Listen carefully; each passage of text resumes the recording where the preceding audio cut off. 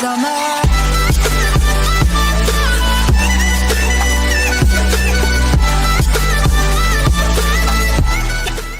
প্রচলিত আছে যে আয়ারল্যান্ডের খ্রিস্টান ধর্ম প্রচার করার পাশাপাশি সেখান থেকে সব সাপ তাড়িয়ে দিয়েছিলেন সেন্ট প্যাট্রিক। কিন্তু সত্যি কথাটি হলো আয়ারল্যান্ডে কখনোই কোনো সাপ ছিল না। আয়ারল্যান্ডে কোনো সাপের জীবনাশ্য পাওয়া যায়নি। এমনকি প্রকৃতপক্ষে সম্ভবত হাজার হাজার বছর ধরে আয়ারল্যান্ড এবং ব্রিটেনে কোনো সাপই ছিল না। পরে ব্রিটেনের 3টি প্রজাতির সাপের আবাস গড়ে ওঠে। এরা হলো গ্রাস স্নেক, অ্যাডার স্নেক এবং স্মুথ স্নেক।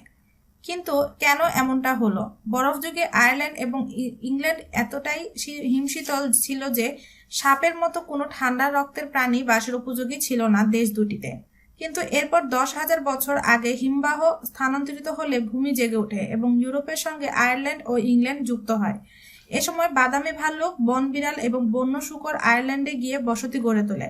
হিমবাহ গলতে শুরু করলে 8,500 বছর আগে আয়ারল্যান্ড এবং ইংল্যান্ডের মধ্যকার ভূমি পানিতে তলিয়ে যায়। কিন্তু ব্রিটেন এবং ইউরোপের মধ্যকার ভূমি পানির নিচে আরো পরে 6,500 বছর আগে। এতে সাপেরা ইংল্যান্ডে প্রবেশে যথেষ্ট সময় পায়। শুধু আয়ারল্যান্ডই নয়, বিশ্বের আরো অনেক দেশে এই স্থানীয় প্রজাতির কোনো সাপ নেই। সেগুলো হলো আইসল্যান্ড, গ্রিনল্যান্ড, হাওয়াই, নিউজিল্যান্ড, কানাডার একটি অংশ, উত্তর রাশিয়া এবং অ্যান্টার্কটিকা। ডাবলিনে অবস্থিত আয়ারল্যান্ডের জাতীয় জাদুঘরের প্রাকৃতিক ইতিহাসের কিপার নাইজেল মোনাঘান বলেন, আয়ারল্যান্ডে কখনোই কোনো সাপ ছিল না, ফলে সেন্ট প্যাট্রিকও সাপ তাড়ানোর কোনো প্রয়োজন পড়েনি। যুক্তরাষ্ট্রের লুইসিয়ানা স্টেট বিশ্ববিদ্যালয়ের স্বাস্থ্যবিজ্ঞান কেন্দ্রে লুইসিয়ানা প্রয়োজন সেন্টারের পরিচালক মার্কস রায়ান বলেন, আয়ারল্যান্ডে কোনো সাপ নেই, কারণ তারা সেখানে বসতি গড়ে তুলতে পারেনি। সেখানকার জলবায়ু সাপদের বসতি গড়ে ওঠার অনুকূল ছিল না। একমাত্র যে সাহসী সরীসৃপ প্রজাতি আয়ারল্যান্ডে বসতি গড়ে তোলে তারা হলো টিকটিকি। আয়ারল্যান্ডে বহিরাগত যে টিকটিকি দেখা যায় তাদের কোনো পা নেই, ফলে প্রায় এই টিকটিকিকে সাপ বলে ভুল করা হয়। মজার বিষয়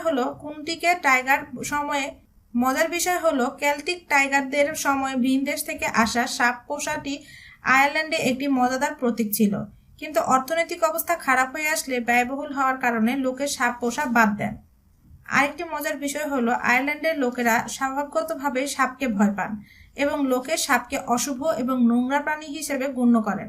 তাদের ধারণা সাপ ইভোকে প্রবলিত করে এবং আয়ারল্যান্ড থেকে বের করে নিয়েছিল।